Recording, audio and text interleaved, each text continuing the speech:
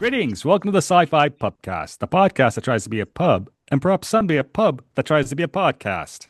As always, we are looking for customers to come visit our bar, the SciFi Pubcast Bar. That's right. If you're passionate about something, you want to be on a podcast, then let us know because this bar is all about community. If you want to help us out, please consider leaving a 5-star review wherever you find that show and subscribing to our YouTube channel. My name is Joel. I'm the proprietor of the Sci-Fi Pubcast. And with me today is our regular staff members, Keri Simpson and Derek Beebe. Hi, guys. How you doing? Hello. Hello. Yay, we're back. Yes, we're on a monthly schedule right now, which is kind of more or less every 4 or 5 weeks. So that's good. We all have lives and we're doing this as a hobby. So, yeah, that's good. Yeah. And of course, there's Keri. That's the voice of Keri and laughter of Hey. Keri. Hey, how's life and how's Southern California, Keri? Well, life from the occupation is, I mean, almost normal. So Mm, I was out at STLV. Well, I was last weekend. I wasn't actually at STLV. I was in mm. Las Vegas at the Rio on the weekend of Star Trek Las Vegas, but I didn't actually go to the con. I was just there for a couple of mission log party events. Which, by the way, shout out to Captain Mike who gave us high praise for our podcast. He says he really enjoys it, which kind of just like makes me nervous. We're like, oh, we have like semi-professional podcasters listening to us now, so cool. That He is enjoys quite. this one? Yeah, yeah, I know. What's wrong with him? God, and I'm even sober right now. Oh God. Okay. I'm mostly sober. I dipped some Baileys into my coffee this morning because why Oh, not? yeah, yeah. Well, that's great to hear. And sorry I missed Star Trek Las Vegas. I'm really trying to reduce my expenses because I'm becoming poor quite quickly, and that's not good. Oh, yeah. Well, Yeah. I've already resolved that I'm probably going to be traveling less Mm, the next couple of years because next year is Star Trek 60th anniversary. So I definitely need to be actually I definitely need to actually go to the yeah. con at Mm, STLV. And then the year after that is Celebration Los Angeles, which is also going to yeah. be the 50th anniversary of Star Wars. And then Uh, also I'm turning 50 that year. So yeah, my that is also going to be kind of required attendance. Yeah, I probably will Nice miss place. both of them unless Aw. something happens to me because I need to get a real job and start making some money and while continuing on my dissertation. But such is life. And I miss Exactly. Vegas. I was at Star Trek Las Vegas 2 years ago when I was during the actor strike when I spoke on Yes. artificial That was intelligence. good. That was good. My first time at that convention. It was great. And my first yeah, yeah. Well, no one died, so that's No good. one Yeah. died. If that is your qualification for what you consider a good panel, sure. Yeah, yeah, I'm easy in my old age.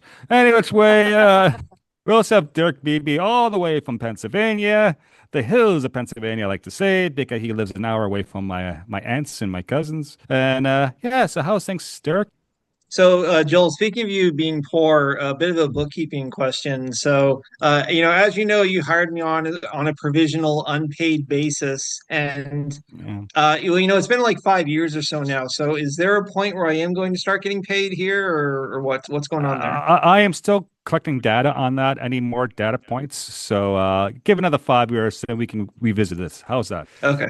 Okay. Because Well, in the meantime, in the meantime, to keep things even, I started doing a little bit of DoorDash driving as a delivery, and that was a very interesting experience. Like I was curious what that would be like, and it's the first time was very confusing, but after that, you kind of get the hang of it because it does like literally tell you like pick this up. One sandwich, one drink, take a picture of it, drive here, take a picture of it and at the door. So, it was a very interesting experience. And, we actually got a lot of pickups from the bar because I know you guys always like to make fun of the quality of my cooking, but I've been making a lot of my own food deliveries to a local place. It's some kind of like medical research lab where they, investigate toxic agents or something. But apparently, the people there really like my food because they keep asking for more of it. And they ask about the ingredients and where I got it from and all that sort of thing too. They're very interested in it. that's The, wonderful. this lab you keep delivering food to, it's not like a subsidiary of like LexCorp or something, is it? No, well, it's definitely not the government because they don't research diseases anymore. It must be some kind of a private practice, but they don't have any names anywhere on the doors. They just kind of have these like Mm. black ebony signs with barcodes on them. So, I don't really know who they are or what they are. So you're delivering to Section 31. Okay. Just make Maybe. sure make sure you get the payment first before you deliver the food. Okay, payment Oh up yeah, well front. that's the way the app works. You get Uh, paid before you leave. Well, I mean, like the price is arranged before you leave. So great, they have Mm. to great. tip you ahead of time. So Yeah, that's good. yes. And Derek actually did the food dash thing apparently from the social media a couple of days ago. So that's yeah, wonderful. Oh God. Let's What see could go wrong? me. Yeah, exactly. Me, Joel. What's been happening in my life? Well, I'm back working at the bar, more hours. I host a karaoke every Friday, and it's been picking up in terms of steam and customers, and it was a good time. And yes, university campuses are slowly coming back to life after the summer because students are starting to arrive, mostly graduate students, but undergrad's going to show up here about another week, 2 weeks, and the campus is just going to be insane again. So that's what I've been doing. Spending some time down in Buffalo, New York, with my brother Sean, and yeah, helping him move to a different apartment. So that was most of my July, but it was good. What else is there? Not much. I'm really trying to plug away my dissertation. I'm making progress, but it's ever so slow. So, yeah, What yeah. is the name of this other bar you're cheating on us with? What other? I mean, Buffalo. Not no, no, no. No. The bar that you bartend at. What's the name of it? Right. It's called the Grad Club, and it's Okay. owned by the Society of Graduate Students of Western University. And it's Society of Grad Students. The short form is SOGS. You can't make this stuff up. Okay, it's wonderful. But Is I've it been prettier than ours? Is that why you feel the need to go there? no, it's because they actually pay me, and yeah, it's a bit of a dive bar, but Yeah, it's see, it would be actually. nice to be paid, wouldn't it, Joel? I know, wouldn't it? And it's really what we need to do is we need to start our own production company and streaming service and distribution company and make a superhero movie, right? That just sounds complicated. Let's leave that to the professionals. Yeah, James Gunn. yeah. Although if James Gunn wanted to just hire me to just play video games and read comics all day, I could totally do that. Yeah, sure. I can do lots of different things, but I have to pay rent. Just saying, Yeah, okay. yeah. I yeah, I can do. There's lots of stuff I can do. Not a lot of not a lot of it actually pays the bills, Yeah, which is a yeah, problem. yeah. Well, it's superhero movie day today here at the Sci-Fi Pubcast. We're talking the two summer blockbusters of 2025. DCU movie Superman and the MCU movie The Fantastic Four: First Steps. So we're actually Yes. doing amalgam for this episode. This is awesome. Yeah. So it's going to be a stretch for us. Get it? Stretch any which way. If you see the video right now, Derek's wearing a Superman T-shirt with a red And cape I'm attached to fluttering it. my cape Yeah. in the Wait. wind dramatically. Right. But wait, are you going to change into a reporter right now? Put on your glasses. What? Oh yeah, I could put on my Oh glasses my, and become a mild-mannered reporter. I'm sorry. where's Derek? Where's Derek? Who's this person who's recording with us now? I don't I don't know. understand what's going on. It's probably better that way. And It is it's we probably we he might be more intelligent than our normal co-host. yeah Sorry. perhaps. Oh And wait, which we Derek's back. Never mind. okay. Forget I said that. We are talking spoilers. So go see the Superman movie and the Fantastic Four First Steps movie before listening to this podcast because we will spoil it. And we probably will spoil the post-credit scenes as well. So this is your warning. Yay. The ones from 2025, not the older ones. Yeah. So Don't go see Fan Four Stick. God. What? I don't know. Anyway, Fan Four Stick is what they call the 2015 one because the movie title had like a four in the middle of it, so people called it Fan Four Stick. The okay. Josh Trank 2015 one that was very, very bad. I mean, I didn't hate it, but yeah, it wasn't great. Right. Yeah, I'm just gonna move on from there. Okay. That's a subject for a different podcast. Yeah, before I make a really bad sexual joke, I'm not gonna do it. Okay. Anyway, Don't make me come up there. Oh wait, All right. It, Okay. So, it usually makes you pull it snows up there, so never, no, I'm okay. not going up there. Anyway, which way we're comparing and contrasting these two films, Superman and Fantastic Four. We waited it like literally. These movies have been out for a month or 2 months at least now, and it's mostly because of timing. And we would still want to talk about these big things, and we've kind of turned into like a movie podcast, which is good and bad. Such Yeah, is life. Andy. But Derek suggested this, so I'm going to let Derek start for his general first impressions of Superman versus Fantastic Four. Go. I really love both movies. I am wearing a Superman shirt, so I guess that gives the edge to it. But I thought they were both excellent movies, and they were important movies too because they were reboots of franchises that have had bad, well, underwhelming previous entries. And there's also a lot riding on both of the movies for the two studios as well. They really had to be successes because Superman is the launching of the James Gunn universe, and Fantastic Four is the launching of Marvel's first family. I mean, they haven't had great movies, but in the comic books in the 60s, they were the number one comic book. They are the reason that Marvel comic books existed. They're the first thing that Stan Lee created. And he was ready to give up and walk away from comics. And his wife told him, just write something that you would like. And he made up the Fantastic Four alongside Jack Kirby, the King, of course. And that is what created the popularity of Marvel Comics. I mean, Avengers, Spider-Man, everything else, nothing would be here if it wasn't for the success of Fantastic Four. And the original run by Kirby and Lee, which is like I want to say like 108 issues, it's like an all-time classic, and it really defined what a modern comic book could be. They created the Silver Age. So the Fantastic Four is incredibly important into the comic books. They haven't always been that popular, of course. They're like in the '90s or so, they were nobodies, but they're a very important property. And I haven't read all the comics, but I've read a lot of them, so they mean a lot to me. And the previous versions have not been great, and it was so wonderful to finally see a faithful adaptation, selling big scale and action, but family and heart. It wasn't too silly. It wasn't too serious. It just walked the tonal line perfectly. So I really love Fantastic Four, and all the same things are true for Superman. Very important that this be a successful movie. Very important that you get this character right because Superman should not be grim and gritty. He should be hopeful. He should be inspirational. Superman is the moral center of DC comic books. He's the person that everyone looks up to and the one who makes the right decision. So it's so important to have a positive, hopeful, idealistic Superman while also still telling a great action story as well, because everybody loves the Chris Reeves movies, but, watching them now, they're not great action wise, of course. So this is my favorite Superman movie ever. I have some problems with it that we'll talk about later, but I thought both movies were incredibly successful. And in this day and age, it was just so refreshing to not have like grim and gritty stories where everyone is miserable, just to have fun,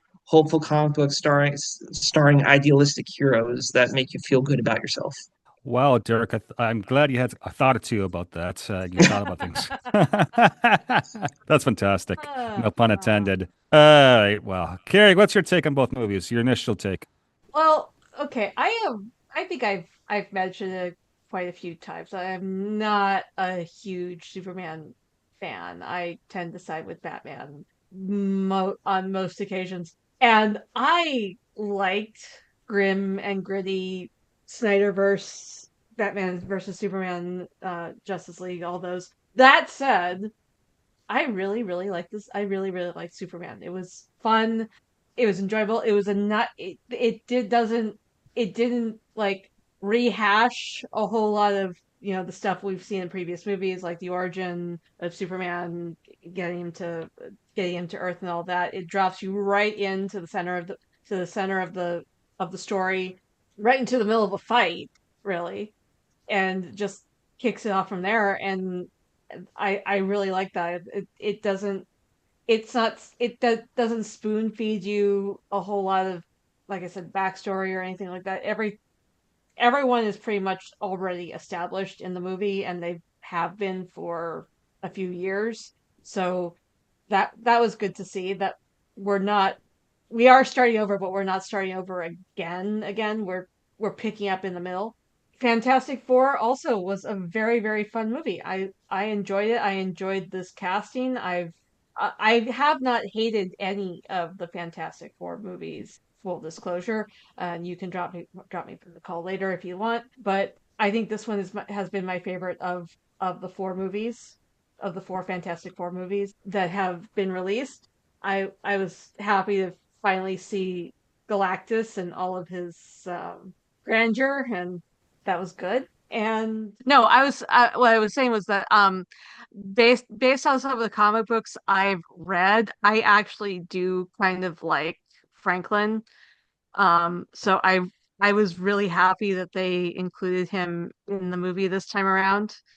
And that they didn't really dwell too much on the origin of the Fantastic Four. They already had their powers. They were already a team, and they were already working together. And I really like that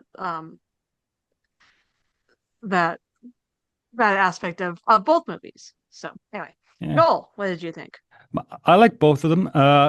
It's superhero movies. I'm not the most, front of the line guy when it comes to superhero movies, but I see a lot of merit to it in both of them. I think both were very successful. What it was trying to do in terms of uh, the casting, the characters, the overall plot, the theme design. I especially like the Fantastic Four 1960s aesthetic. That really worked for me because Mm. I won't say new. It's not new, but it's refreshing and it goes hand in hand with the Fantastic Four, and I love that. I think that the set designs were great. Uh, Going to Superman, I like the fact that, like you said, we didn't start as an origin story. We are into the action right away. We know who the characters are. It's so well known. Let's get to the storytelling, and I really appreciate that. I'm unsure if the whole dog thing worked or not in terms of what Kyoto, what's the name You there? didn't like Crypto? Crypto? Crypto, I Crypto. loved Crypto was Crypto. Oh my awesome. Yeah, God. yeah, and I love no, I love Crypto as a dog. The problem is that you treat the dog as a character, so you put obstacles in front of the character for the arc, and so bad things happen, right?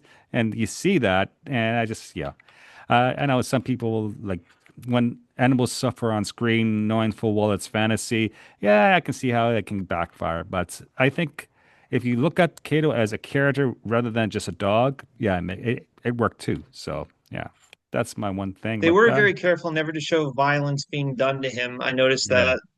Like you never actually yeah, saw anybody like punching him or something like that. yeah, he got knocked out during the whole It was like off screen though. You just kind yeah, of It like was off showed her screen. like yeah, yeah, shooting. yeah. So Yeah, uh, and which was actually refreshing considering the last movie that James Gunn did was Guardians 3, and yeah, well, yeah, yeah, yeah, yeah, that yeah. movie that movie I had to warn a couple of friends away from because I know that they have issues with um gratuitous animal abuse.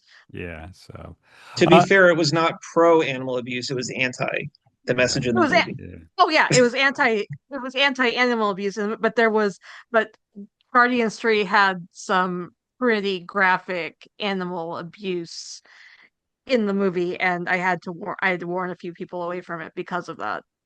yeah. But anyway, Uh we're not talking about Guardians 3. We're no, talking no. about two. No. And so overall, I think they're both great movies. You guys are much more knowledgeable on superhero movies than I am, and overall, I like it. It was a good time spent at the theater. Is it ever going to Mhm. change my life? Is it art in the sense that I'm going to make me reassess where I'm at in my world, my life right now? Probably not, but I'm a 51-year-old man. Whereas if you're like a 14-year-old kid, seeing the Fantastic Four for the first time, it may blow your mind away. It's cool. So, uh, Part of its mindset too. I mean, yeah. I'm eternally five, so All right. I forgot to say it in my initial statement, but yeah, I echo what you two said. Thank God they weren't origin stories. They just started with Yeah. them already established because at this point I am officially sick of a linear origin story in a superhero movie. Like I Uh, don't want to have to sit through all that. I just want to get to the action. So yeah, I'm so grateful that they just skipped over all that because, we all know the stories. We don't need to see it again for the millionth time. So yeah, that was another wonderful thing about both movies. And also Well, that and they were lived in worlds too. Like there mhm. was all like Superman is full of magic and superheroes and weird stuff, and the Fantastic Four already has a bunch of established villains. I love that these like we're coming in on like part five, not like part one. Yeah. Yeah.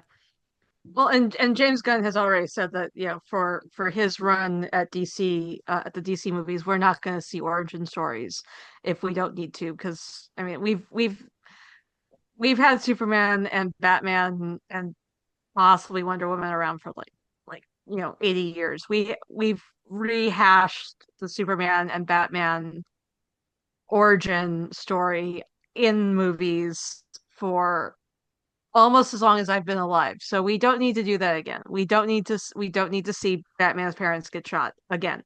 We don't need to see the spaceship again.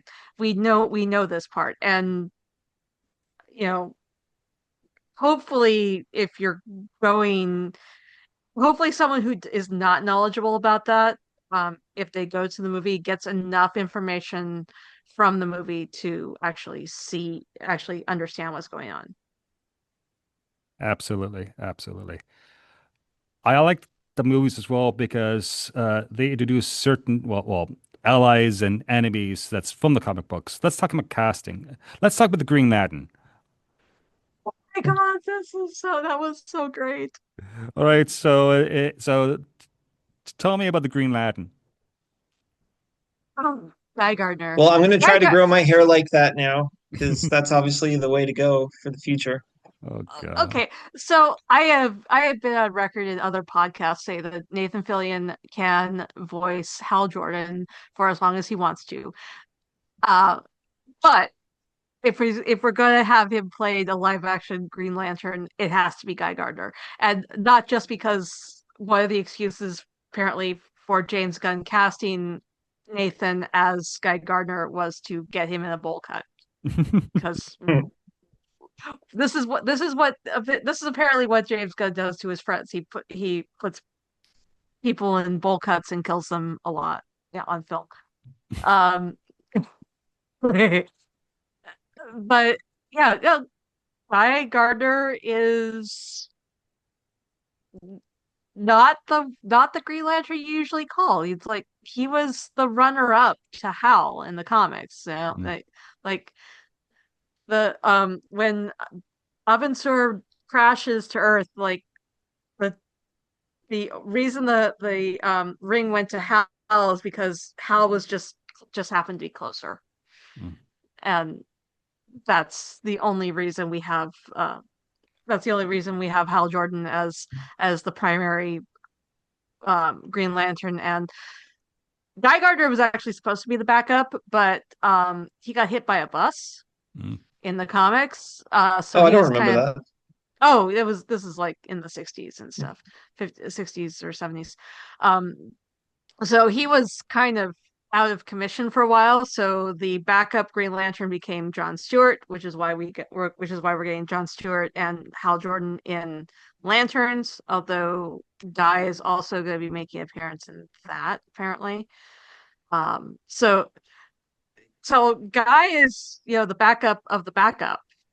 Really, he's like Plan D for when you need a Green Lantern from Earth. And He's still a good fighter, though. He's a he's still a hero. good He's fighter. just an asshole. Yes, he's a hero. He's just an asshole. And yeah, I am waiting. I know that people have been begging James Gunn to recreate the frame where Batman punches out Guy. I really want to see that. I am totally on that train. Uh, so yeah, that would be great. And then the rest of the casting was also really, really good. I am very impressed by what they did with the casting for Superman. And uh Lex was evil. I mean, I think this is most evil version of Lex I've ever seen. Like this Mm, like I've never seen a version of Lex actually do Russian roulette mm. with someone. That was a first. And yeah, it was great. What do you what do you think about Mr. Terrific? Unless Derek wants to speak it to the whole Green Lantern business. It's up to you, Derek. I thought Nathan Fillion was hilarious as Guy Gardner. He's one of those classic characters from the comic books that's, totally outrageous and buffoonish, but like I said, still a hero, but he's not someone you want to be best friends with. So putting him in the movies was perfect. He's a great foil to have with other people like Superman. Joel, did you know of the existence of Guy Gardner if you're not familiar with the comic books? So is he No, like an absolute nobody to you? yeah, he's like a nobody to me. No, I know him. Mm. So, and that's is half the battle, right? Okay. That's cool. Well, Mr. Terrific. I know people love Mr. Terrific. Where's he from again? Like, can you give me some background on Mr. Terrific? Mr. Terrific is basically he's just one of the genius characters um in DC. Like we saw him in the Arrowverse, we saw him in Justice League Unlimited. He's just a guy with he doesn't have powers. He's just really smart and really good with creating techno stuff, tech devices. So he basically fights with all these like spheres that that they do all the work, and he just sits there and figures out stuff. Okay. And he's also really fun.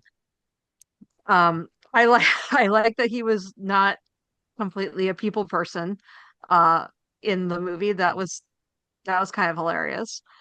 And yeah, the end credit scene where they're just looking up where him and Superman are just looking up at the you know put together building and just trying to figure out if it's right or not is just it was just funny. Wow. Yeah, Uh, he was a great character. Oh, go ahead. no, go ahead, Derek. He was a great character in the comic books. He's always been associated with the Justice Society, which is a separate team from the Justice League.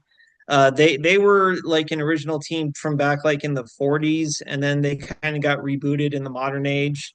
Obviously, the Mr. Terrific in the 1940s was a white guy, and this is like the newer version of him. But yeah, he's always been associated with the JSA, not the Justice League. So it's cool to have him in here. It's kind of a different mixing of characters. I thought he was great in the movie. I particularly appreciate the fact that Guy and Hawkgirl were kind of like, I'm sorry, we can't help you. And then he kind of went off on his own. It's like, oh no, I am going to help you because something's wrong and we're gonna take care of it. So I like the fact that he was proactive about doing the right thing in a way that the other two weren't. And of course, that big oneer scene where his T spheres take out the entire army at the enemy camp was badass. So yeah, I thought he was really great. Excellent. Mr. Terrific has been a black person of color since Justice League Unlimited. I'd have to go back and check the origin of the character, but Well, I believe he's always been a black man. I know Jeff Johns did a big reboot of the JSA in the late '90s. So just guessing off my hand, I'm thinking that might have been when they introduced the Michael Holt character. But obviously he's not the one that existed in World War II in the comic books. He's part of the new team. Right, right. Um, as far as I could, yeah.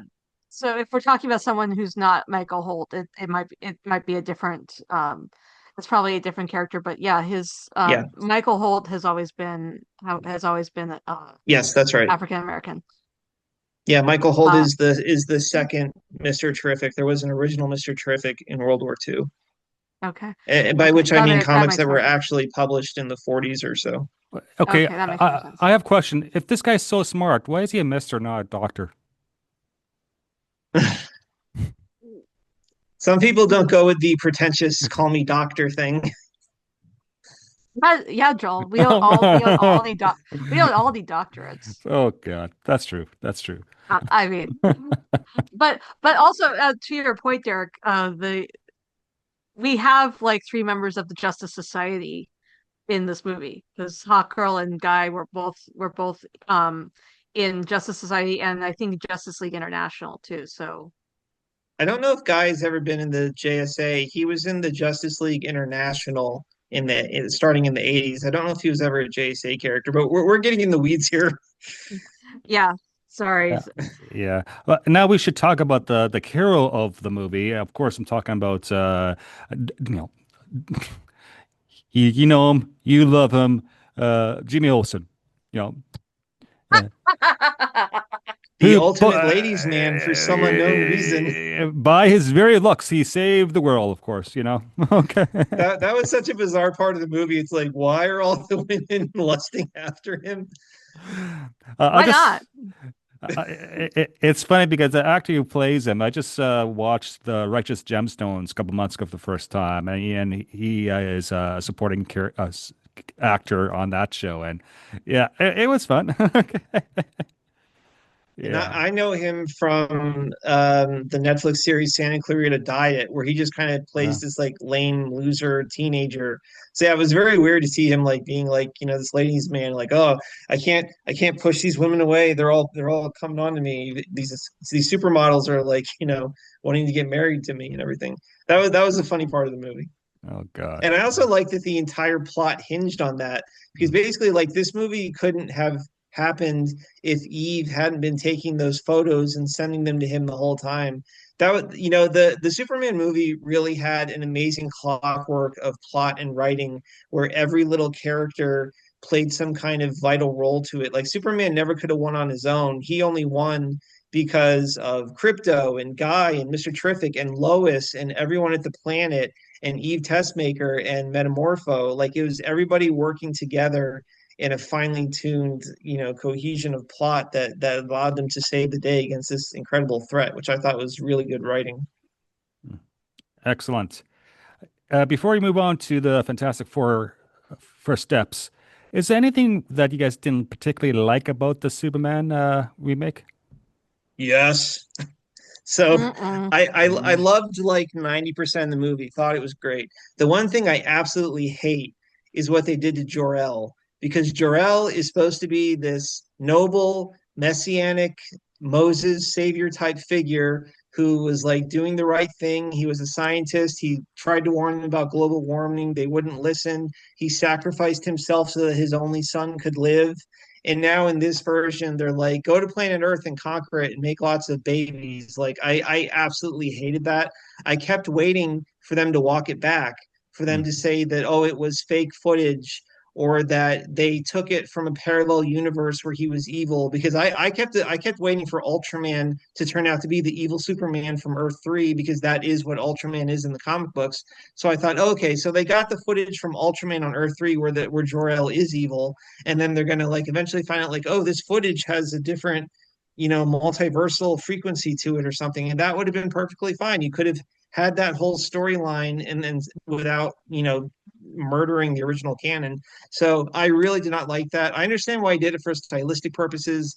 It's the whole notion of like your found family is more important than what you were born with, which is a great message to have, of course. But I really did not like that they did Jor-El dirty like that. It really, really bothered me. mm, I saw a couple of theories that it was either the footage was either doctored by Zod or Brainiac. Of course, James Gunn put all those theories to rest and said no, that's the actual footage, and I think I'm mostly okay with it. I think that's a conversation we may or may not ever see Clark have with his cousin, when she sobers up. Uh, but yeah, I I was okay with it. The one thing that kind of threw me off, and I kind of get why they had never admit to it, was like there's always this there's always yeah, okay, so um Clark keeps trying to explain that Crypto isn't really his dog. mhm, And well, I mean, it is his dog, but he's like just dog sitting. It's like, several things can be true. One, he knows that Lex is really upset about him being an alien. So why would he admit openly that he's dog sitting for another alien who's going to come back and pick up her dog at some Well, point? he never said who he was dog sitting for. That's right. He kind of says that it's not really his dog, but not really. He also it can be true that Crypto is alone and scared, and Clark could be wanting to go get him for that reason, because that's what he does. Um, he's also kind of talking about himself at that point, so that's a nice, like, kind of deflecting mechanism. Also, it can also be true that Clark wants to get the dog back from Lex before Kara gets back to Earth and goes and rips Hmm. goes and kicks Lex Luthor's ass. It's like, no, I need to get this fixed before Kara comes back and finds out that I got her dog kidnapped. Hmm. So, because then she'll kick both of their asses. Hmm. I like the fact that both the movies involves family and what's the meaning of Yes. family and community in some ways, right? With Superman, yet he's an alien. He has to decide on biological parents or his adopted parents, and which values does he share, with. So the whole let's change his mission statement as a baby. Yeah, I can see how that can get out of like Derek's nerves because it's got on mine. But if you just look at this movie by itself, and it kind of worked too. So I can see it from both different angles. Whereas Fantastic Four, well, it's really on the nose. It is about family and about community with a baby and yet saving the Earth at the same time. So Mm-hmm. why don't we move on to the Fantastic Four first steps and tell me what you really like about that. Let's go with Derek. Like you said before, the retro 60s environment was a really cool idea to make it different from being just another MCU movie. And I thought all four of the characters were done very well. I like the fact that they made Johnny more intelligent in this version because normally he's kind of like an airhead and irresponsible and everything, a womanizer, that sort of thing. So I like the fact that he actually did have some scientific reason to be on that expedition. Because in the original 60s comic book, I think he's just kind of like there along for the ride when they steal the shuttle. So, this is a much more, understandable version where the four of them were all supposed to go together on the mission. They all had a valid reason for being there. And I like the fact that, he was the one who decoded Shala Bay's messages and to reach out to her and everything. So it was great that he performed a vital plot function. I thought the relationship with Reed and Sue was great.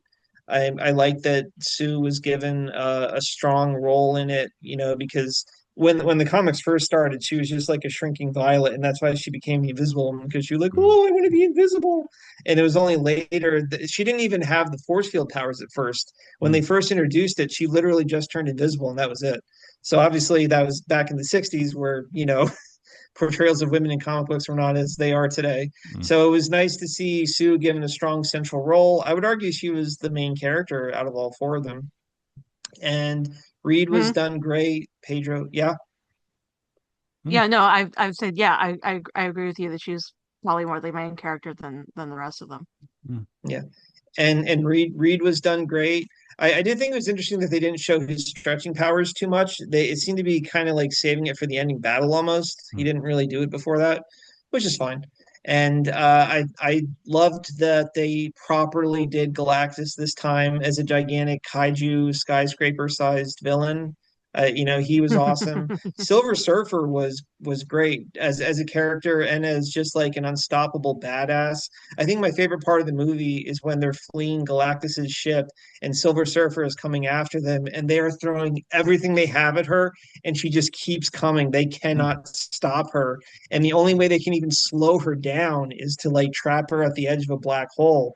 that was such a great sequence, and it really showed like how incredibly powerful she was and how unstoppable the threat that they faced was. And if I had one small complaint about the movie, I really felt that they should have done a little bit more to make Galactus a sympathetic villain. I felt he came off a little too sinister, wanting the baby and Mm, everything, because in the comic book, Galactus isn't evil. He doesn't do this because he wants to kill people. He's a force of nature. He's a hurricane. He mm, has to do it. He's compelled to, and he wishes he could stop. And I think that they should have spent a few more minutes on his backstory about how he's the last survivor of a previous universe and he was born into this universe with this insatiable hunger need to feed. It would have done a little bit more to give the villain a little more, three-dimensional motivation. And I felt they made him just like a scotch too evil. But aside from that, everything was wonderful. cool. I don't know that they made him like a scotch too evil. I think they did say that he was looking for a way to get out of that cycle, and that Franklin was his solution to that. Um, which, yeah, that's kind of evil. Mm. That's very evil. But they I mean, I wasn't aware of that origin of Galactus. That could have been helpful, but I don't think it was completely necessary for the run run of the movie. Mm. Um. Anyway, Joel, you haven't talked in a while. Yeah, like I said, I'm not a superhero type guy usually, but I like the fact that superheroes echoes things from from ancient storytelling, right? It's the whole Joseph Campbell thing, and it's a reflection upon that. And I think both these movies worked. I like the stylistic stuff, of course. In terms of plot, I don't know. See, you guys are vested into these characters. I'm not particularly vested, so so in other words, to me, these are just popcorn movies, right? Okay, and both of them work because they're not just popcorn movies. They have something to say. And I think it revolves around community responsibilities and getting the job done at the end of the day and knowing your values. So that's cool. In terms of Fantastic Four, uh, I thought the acting was great. I still don't know, and I look it up, and I don't particularly care. But Vanessa Kirby, like, was she really pregnant during the shooting? I don't think so. That was, She got pregnant she That was was pregnant for the afterwards. press junket, so she got right. Okay, pregnant after the filming. right. I was confused about the times. I saw some headlines. It's like, wait, that's hardcore. Okay. It's a coincidence, Joel. Just go Okay. with it. Okay. Yeah. No, that's cool. And I thought it was good. I don't know. Keri, what's your thoughts of the Fantastic Four? Yeah, I really like the movie. I like that every time we got a shot of the Future Foundation, they would Yeah. pan into the audience, and the only chair not filled was the one from Latveria. It's like, wonder what that's about. What that's about. Mm. That's about. If you don't know who the ruler of Latveria is, don't you have no reason to wonder who that is. But yeah, Right. it's fine. I did see a bunch of people praising the fact that the Silver Surfer in this movie actually surfs, which Yeah. also is like, oh yeah, like no disrespect to Doug Jones, he's awesome, but yeah, she's actually surfing Mm. the cosmos, which is really cool. Um, I did like I didn't realize it at the time, but I did like that the cast of the 1994 movie that was never released did get a couple of nice cameos. That was great. Um, there were a couple of there's a Stanley and Jack Kirby like nod every once in a while that I thought was really really sweet, especially like I know people were like there were some people that were up in arms about Ben's love interest not being who it normally Alicia. is, Alicia, but um Natasha Leone's character was named after Jack Kirby's wife, so I thought that was kind of sweet. Nice. and Yeah, just I the didn't fact mind that.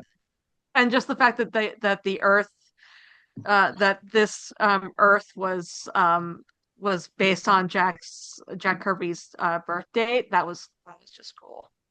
Like, Yeah. come on, guys, just we're good with these things. Is there anything you guys dislike about this movie, The Fantastic Four First Steps? Let's go with Derek. I know you mentioned something. Well, like I said, I felt like Galactus needed like 5 more minutes Yeah, of character motivation. yeah. He didn't. There was like one scene where he tortured Shalabal for failing him. I didn't like that. And as he was stomping through the city, he should have just been going, I'm sorry," the whole time. I'm kidding. No, no. But Uh, Maybe this not. isn't necessarily a negative, but I kept waiting the whole movie for them to end up in the 616 MCU. And like, they go through this whole sequence of we have to teleport to Earth. And I was like, oh, okay, so this is how they end up in the MCU. And then like we go through that whole 10-minute sequence, and the Silver Surfer just shows up and blows everything up. And I'm like, what the hell, man? So I mean, again, not in a bad way. I mean, it was good to be legitimately surprised by that because you think the movie's going a certain way, and then they twist it on you. So I mean, I don't know if it's a bad thing, but I was surprised that by the end of the movie they were still in their own Earth with no reference to the MCU. And I was also annoyed that for the big end cameo scene, we don't see Downey's face, we don't hear his voice. For all we know, it's just a stuntman. Like you couldn't have had him say like, one line of dialogue or something. It was like it's like Nah, that was a big nothing burger. no, we don't. He doesn't need to say anything. We don't need to see his face. We just need to see the hood. Yeah. I kind of like that. I that is one thing I will give to James Gunn as far as his end credit sequences. And he has been on the record about this, about his kind of annoyance about um Marvel having these end credit scenes, mid credit scenes that set something up and then they don't do anything with them. And he's just like, nah, we're not gonna do that. I'm just gonna put something out there that's just fun. And if it hmm. goes somewhere, it goes somewhere. If not, then it does. There's nothing writing on this end credit scene or this mid credit scene that we have to worry about. It's just doomed. Yeah, it's just doom and gloom. It's funny that he says that because in Guardians 2, he had like 8 different end credit scenes that all set up different things or jokes. Oh, I mean, that movie literally had like 8 end credit scenes, like whereas the other ones will have like 1 to 2. So it's kind of funny. I wonder if that was his decision or not then. yeah.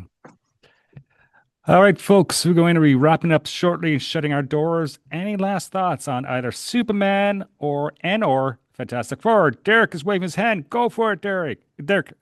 I would like to know what you guys thought of the ending of Fantastic Four because I've seen it in theaters twice now, and both times I sobbed like a baby when Sue died and then Franklin resurrected her. Like that got to me so much. And like me, I hate babies. But like the fact that like I wasn't crying that because she died. I was crying because this baby was crying for his dead mother. And I'm gonna get teared up just talking about it. And like he was crying for his mother, and he was just a little mindless baby who didn't know how to do anything, but he somehow tapped into the power cosmic to bring back his dead mother because he wanted her back. That was such a beautiful, touching moment. I cried both times. I'm kind of crying right now just talking about it. I thought that was Aww. such a beautiful scene, I Joel, you go didn't. first. Yeah, I didn't and I cry. hate babies. Oh They should God. have. I said like when they asked for the baby, I just said you should have chucked him at Galactus the first chance you got, and he would have been fine. But yeah, like I cried like a baby at the end of that scene. Yeah, we're not going to do like Mike Myers and Shrek when babies. Okay, let's not say that. But any which way, yes. uh, yeah, I didn't tear up, but they did the whole mother love and reverse thing, which worked quite well. And it's nurture, like it's almost like it it's inherent in nature to to love your mother as a baby or as a child before you're corrupted by society and learn to hate your parents, right? So they're playing with these notions, which is cool. Keri, any last thoughts? Did you cry, As Keri? Did you cry? I did not cry. I did not cry. I think I, maybe it's just because I'm a heartless bitch. I don't know. But no, I was like I because I knew that Sue was gonna be in the next in Doomsday. So I was like, no, she's not gonna. They're not gonna permanently kill her. This isn't a permanent thing. Plus, even in plus like Franklin's always had like dot level powers. So I was like, yeah, the kid's gonna resurrect his mom. It's gonna be fine. So But he was just a baby. How would he know? because it's Franklin Richards and Franklin Richards is overpowered. I mean, there are I didn't read all of the Onslaught stuff, but there were reasons why he got left in the main Marvel universe when everyone else got killed. Well, he's the one that created the pocket universe that they all went into. I mean, it was Ah, all yes. him. Yeah. It was him and Xavier and yeah, No, I don't think Xavier had anything to do it with was it. I on think it literally okay. was just Franklin on his own, like creating that Okay. pocket universe. That makes sense. I'm Joel has It's no all idea his what we're fault. talking about. I'm very confused right now. We're discussing a 1996 Marvel comic book storyline, as you Uh, do. as you do, as you One do. does. Yes. All right. Anyone else in terms of last words before we shut the doors? Because this is going to be a Love fun. both movies. Wish they were great. I wish they. Oh, I got another point. They should not have released these movies 2 weeks apart. They ate each other's box office grosses. Both of them are going to land somewhere in the 500 range. Well, not Superman's going to be like 600. Fantastic Four will be lucky to get the 500. But I really think if these two had been released more than 2 weeks apart, they both would have been done. They would both would have done better financially. It's like, why do you feel the need to smush these major similar movies together like that? I'll never understand that. Mm, It's fine. yeah. Yeah, I loved them both. Thought they were great. Like I said, I had one major nit with Superman and one minor nit with Fantastic Four. But aside from that, I thought they were both wonderful, inspirational movies, and I can't wait to watch them again and again and again. Excellent. All right. We're closing. This show is available on most podcast platforms and on YouTube. Subscribe today. You can contact us by email at management@scifipubcast.space. We love hearing from our customers. Keri, where can people find you on social media? If I'm on any platform that I'm on in social media, you can find me at Keri Blackfire42. That's Keri Blackfire42. And then you can also find me co-hosting Cape Chronicles and Enter the Dojo over on the Random Chatter Podcast Network. Excellent. And Derek, where can people find you on social media? I'm at Derek J. Beebe on Blue Sky. My website is derekbeebe.com. You got my 6 fantasy novels of Dynasty available on Amazon, and I'm currently hard at work at the beginning of my science fiction series. I just got, oh, this isn't going to show up on camera at all. Um, but I'm hard at work in the final editing stages for the first book in my science fiction series Terminus, and I'm getting the cover design being done right now. So in the coming months, I'll be looking to publish that. It's kind of a Star Wars, Star Trek kind of thing. That one's my real baby. Been working on that since 1993, Wow, Nice. fantastic. which is 3 years before Franklin Richards created a pocket universe for the heroes to escape from Onslaught. Oh, good, good, good, good. Mm-hmm. Yeah. Which Joel still has no idea about. No, no, I don't. I'm on social media. My first name's Joel. My last name's Welch. I'm easy to find. Just before we go, I'm nearly finished watching the entire series of Alien Resonance. And I'm saying this because I just got access in Resident Canada. Alien. Resident Yeah, I'm Alien. a resident. Yeah, sorry, Resident Alien. See, I need more coffee. Okay, honestly, Resident Alien. It just hit Disney Plus in Canada like a month ago. I don't have FX up there, right? Okay, so I never had the opportunity to actually watch it by the seasons. I got 2 more episodes left. Actually, an episode and a half, then Nice. I'm done. Okay, Excellent. that's a podcast topic we should do because I'm all over that. Okay. Yeah. Oh, speaking of alien TV shows, Alien Earth just came out this week. It's Mm. amazing. It's so good. It is a completely worthy entry to the franchise. It's really well done. Alien Earth, check it out. Okay, fantastic. Yeah, that's on my list too. Plus, there's always Foundation, which I quite enjoy. Yes, there's so I much. just started that. Oh yeah, Yeah. yeah, it gets really Oh. good. Yes, no spoilers. Any which way, it's closing time. Take care. Please make it home safely, and we'll see you next time. Bye now. Bye. Bye. Bye. That was me waving at a Bye. fly, not waving goodbye.